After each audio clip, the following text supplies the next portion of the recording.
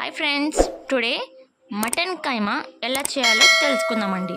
Mutton కైమా అంటే ఏం లేదండి, మటన్ని అంత చక్కగా మెత్తగా కొట్టేస్తారండి.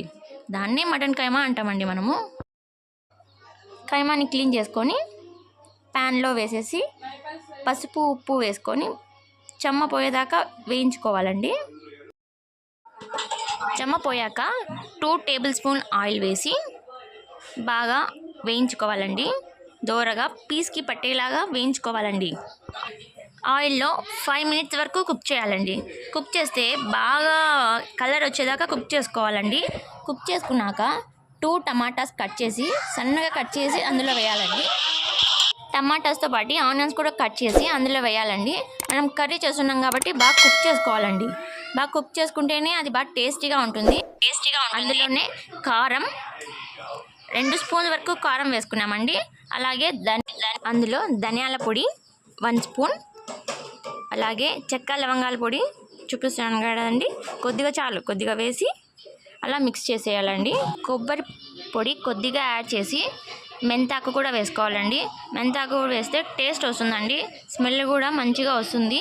అది వేసుకొని అలా మిక్స్ చేసుకోవాలండి. మనము మిక్స్ చేస్తాను.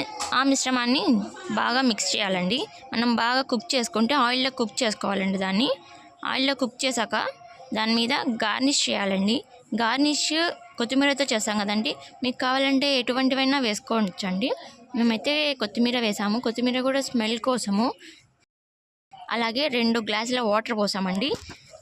మటన్కి అయితే కుక్కర్ పెట్టాలండి. కుక్కర్ పెడితే అది ఉడుకుతుంది. కైమా కాబట్టి కైమా మెత్తగానే ఉంటుంది కాబట్టి పెనంలో పెట్టేసి మూత పెట్టేయాలండి.